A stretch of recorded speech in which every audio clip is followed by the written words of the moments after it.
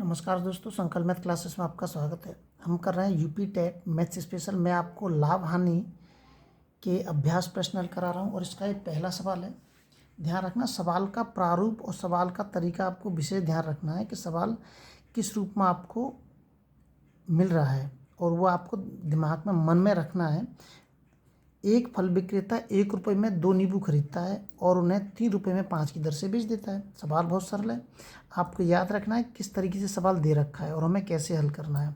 इसका मतलब एक टाइप का एक सवाल आपको मिल रहा है या 2 सवाल एक टाइप के आपको मिल रहे हैं। एक फल विक्रेता 1 रुपये में कितने नींबू खरीदता है? 2 खरीदता है और 3 रुपये में 5 बेच देता है। यही कह रहा है, वो 1 रुपये में 2 खरीदता है और 3 रुपये में 5 बेच देता है। तो बताइए उसका लाभ प्रतिशत कितना है। आप क्या करेंगे, जब कभी भी इस टाइप का आपको अगर सवाल मिलता है, नींबू की जब कोई वस्तु दे दे, पेन दे दे, कुछ भी दे दे वो XYZ, लेकिन प्रारूप आपको याद रखना है कैसे दे रखा है। तो इसको का गुणा इसमें करेंगे 5 एकन 5 और इसका गुणा इधर करेंगे 3 दूनी 6। अब देखिए ये वाले क्या, ये उसने खरीदे हैं और ये उसने बेचे हैं। इसका मतलब 5 में उसने खरीदा है और 6 में बेचा है, तो उसको लाभ कितने का हो रहा है? उसको लाभ हो रहा है 6 माइनस के 5 बराबर के 1 रुपये का। 1 रुपये का लाभ हो रहा है उसको। तो अब हमें ज्ञात क्या करना है? लाभ प्रतिशत ज्ञात करना है। मतलब 1 का लाभ हो रहा है उसको कितने पे हो रहा है? 5 पे हो रहा है और इंटू के 100, 5 के ऐसा भाग दे दीजिए, 20% का लाभ हो रहा है उससे। अगला सवाल देखते हैं। अगला सवाल दे रखा है, इसमें एक दुकानदार 900 रुपये की कीमत का एक बक्सा 15% की छूट पर बेचता है। बक्से का विक्रय मूल्य ज्ञात कीजिए। 900 रुपये की कीमत का मतलब कॉस्ट प्राइस कितना है उसका? 900 रुपये। 900 रुपये की कीमत का है और कितने की छूट पर बेच रहा है? 15% की छूट पर। आप 100 में से 15 घटा दीजिए, कितना बचेगा? 85।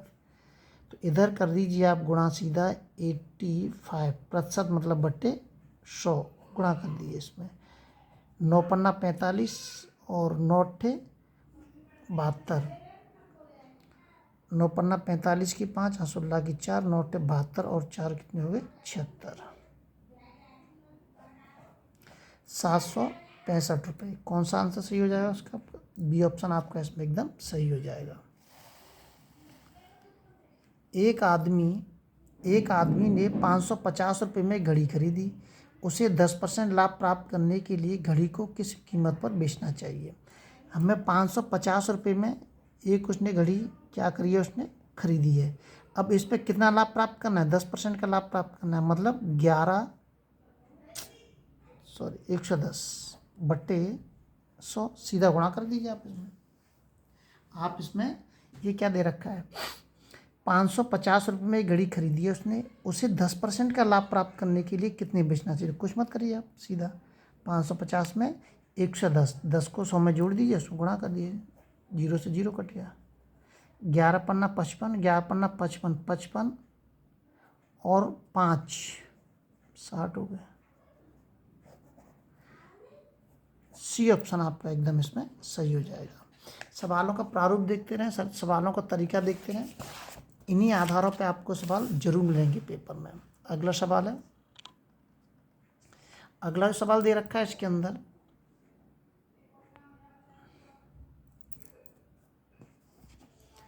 एक व्यक्ति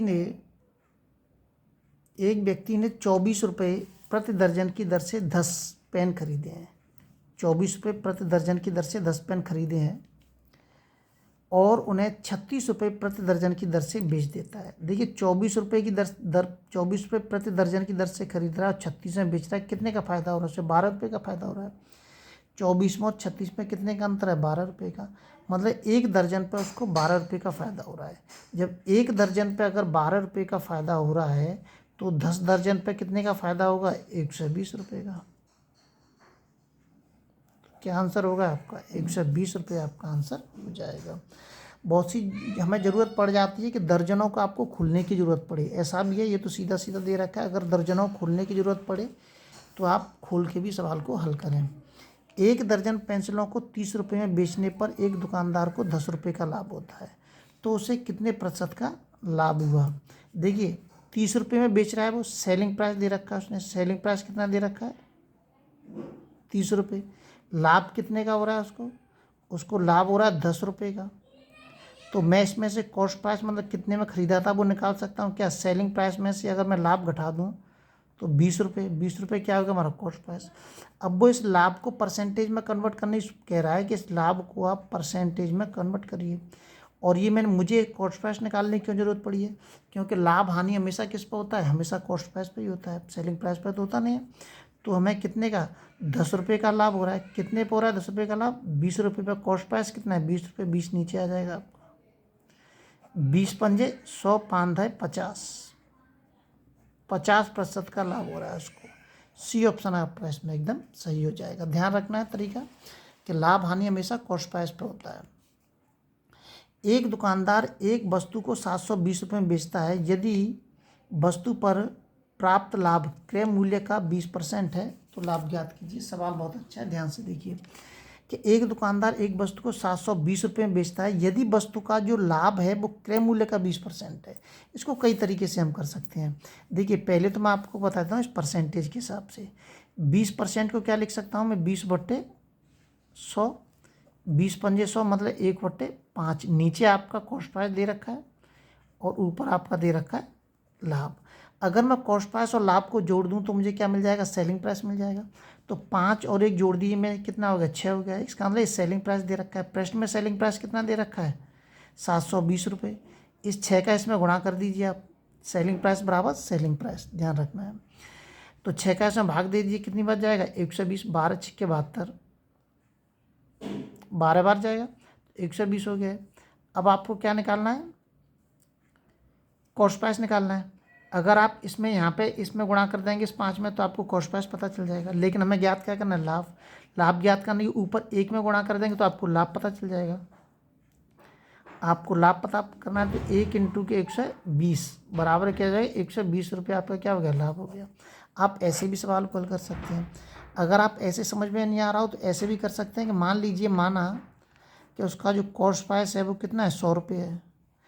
अब वो प्रश्न के अंदर कह रहा है कि उसका जो लाभ है वो क्रय मूल्य का मतलब इस कॉस्ट प्राइस का 20% है। तो आप लाभ निकाल लीजिए। आप लाभ कितना हो जाएगा, कॉस्ट प्राइस का 20% काट दीजिए, कितना आएगा 20 ही आएगा, 20 रुपये। कितना आएगा 20 रुपये आ गया आपका।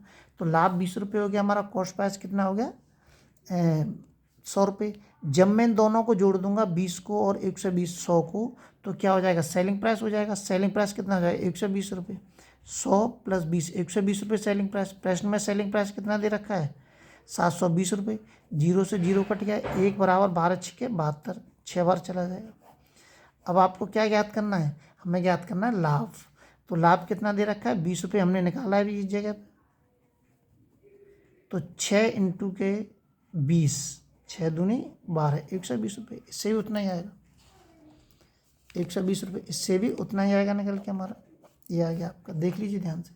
आप कैसे भी कर सकते हैं, या तो आप ऐसे कर लीजिए इसमें आप मानेंगे, या ऐसे कर लीजिए। ये ध्यान रखना सेलिंग प्राइस बराबर सेलिंग प्राइस, या कॉस्ट प्राइस होता तो मैं कॉस्ट प्राइस बराबर कॉस्ट प्राइस करता।